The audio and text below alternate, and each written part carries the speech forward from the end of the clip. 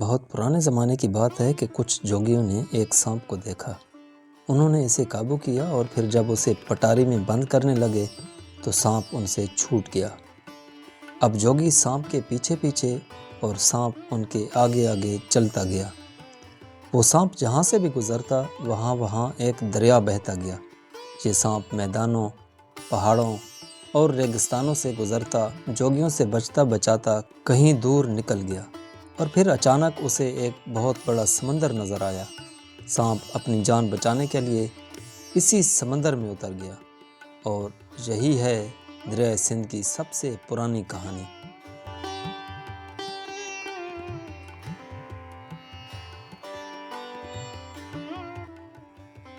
دریائے سندھ کا طویل سفر قدرت کے حیرت انگیز مناظر، انسانی تاریخ اور صدیوں پرانی تہذیبوں کی دیو مالائی داستانوں کا گواہ ہے۔ پوری زمین کا اگر چکر لگایا جائے تو یہ 40,000 کلومیٹر بنتا ہے، جبکہ دریائے سندھ پر بنے ہوئے دنیا کے سب سے بڑے نہری نظام کی لمبائی 56,000 کلومیٹر ہے، یعنی زمین کے ڈایامیٹر سے بھی 33% زیادہ۔ اس سے دریائے سندھ کی عظمت کا اندازہ لگایا جا سکتا ہے۔ یہ دریا شمال مغرب کی سمت بہتے ہوئے لداخ میں داخل ہوتا ہے، جہاں قراقرم اور ہمالیہ کے درمیان اپنی راہ بناتا ہے۔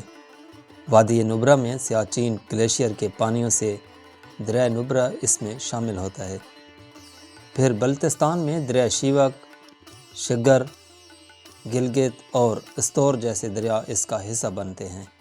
جب یہ دریا نشیبی علاقے میں اترتا ہے تو تربیلا کے مقام پر اسے بہت بڑے ڈیم کے ذریعے قابو میں لایا جاتا ہے، جو پانی سٹور کرنے اور بجلی پیدا کرنے کا کافی بڑا ذریعہ ہے۔ تبت میں ہمالیہ کا ایک سیکنڈری پہاڑی سلسلہ کیلاش ہے۔ کیلاش کے بیچوں بیچ کیلاش نام کا ایک پہاڑ بھی ہے، جس کے کنارے پر جھیل مینسروور ہے اور اسی جھیل کو دریائے سندھ کا سٹارٹنگ پوائنٹ کہا جاتا ہے۔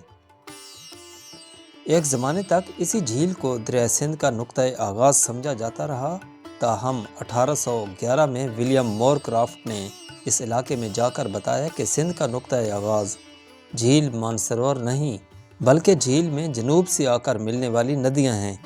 اسی نظریے پر مزید تحقیق کرتے ہوئے سیون ہیڈن 1907 میں جھیل سے 40 کلومیٹر اوپر سنگی کباب یا سنگے کباب کے علاقے میں جا پہنچا، جہاں بہنے والی ندی گارتانگ ہی جھیل مینسروور کو پانی پرووائیڈ کرتی ہے۔ اس لیے گارتانگ ندی دریائے سندھ کا نقطۂ آغاز ہے۔ سنگی کباب کا مطلب ہے شیر کے منہ والا۔ اسی مناسبت سے دریائے سندھ کو شیر دریا بھی کہا جاتا ہے۔ گارتانگ ندی شمال مغربی سائڈ سے آ کر جھیل مینسروور میں ملتی ہے۔ یہاں سے دریا لداخ کی سمت اپنا سفر شروع کرتا ہے۔ دریا کے شمال میں قراقرم اور جنوب میں ہمالیہ کے سلسلے ہیں۔ وادی نبرا کے مقام پر سیاچین گلیشیئر کے پانیوں سے بننے والا دریا دریائے نبرا اس میں آ کر ملتا ہے۔ یہاں تک دریا کی لمبائی تقریباً 450 کلومیٹر ہے۔ پھر دریائے سندھ پاکستانی علاقے بلتستان میں داخل ہو جاتا ہے۔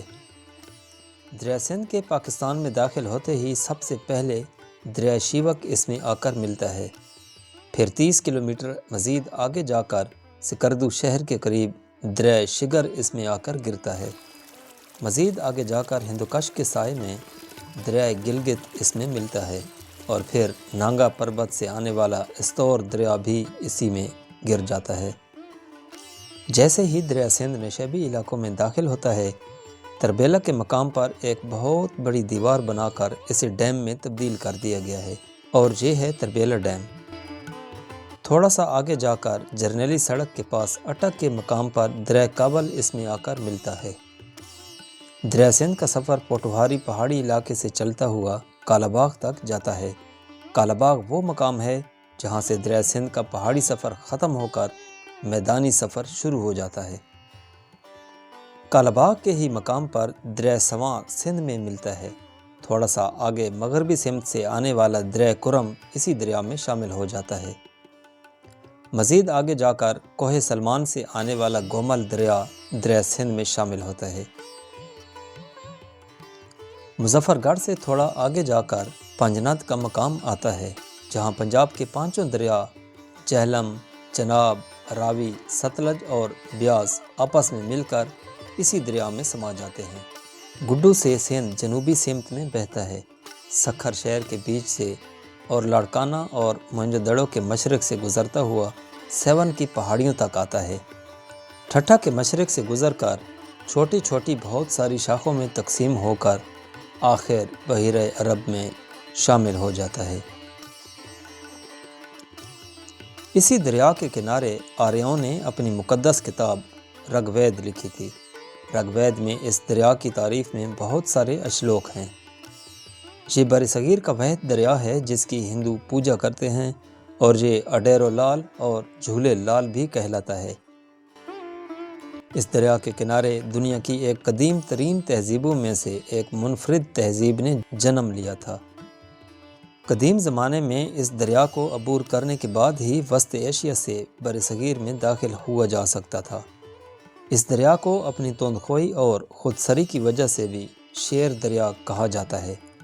جب 1858 میں بر صغیر کے شمال مغرب کے علاقے میں ریلوے لائن تیار کی جا رہی تھی تو اس کے لیے جو نقشہ تیار ہوا اس میں دریا سندھ کو کوہ کیلاش سے نکلتے ہوئے دکھایا گیا تھا۔ 19ویں صدی کی ابتدا تک اس کا نقطہ آغاز مخفی رہا۔ 19ویں صدی کے آخر تک کئی یورپینز نے دریا سندھ کے آؤٹ فلوئنگ پوائنٹ کو تلاش کرنے کی کوشش کی، لیکن تبت کے آفیشلز کی طرف سے لگائی گئی پابندیوں کی وجہ سے ممکن نہ ہو پایا۔ تاہم یہ اعزاز ایک سویڈش سیاح سیون ہیڈن کو ملا۔ وہ اس سے پہلے برہما پتر کی ابتدائی ندی دریافت کر چکا تھا۔ وہ سنگی کباب یعنی شیر دریا کے دہانے کی تلاش میں 1907 میں دوبارہ منسرور جھیل پہنچا اور پھر اس نتیجے پر پہنچا کہ دریا سندھ کا منبع جھیل کے کہیں شمال کی جانب ہے اور برہما پتر رقص تال سے نکلتا ہے۔ بالآخر ہیڈن چند چرواہوں کی مدد سے سنگی کباب پہنچا اور وہ پہلا سفید فام تھا جو سندھ اور برہما پتر کے آؤٹ فلوئنگ تک پہنچ سکا۔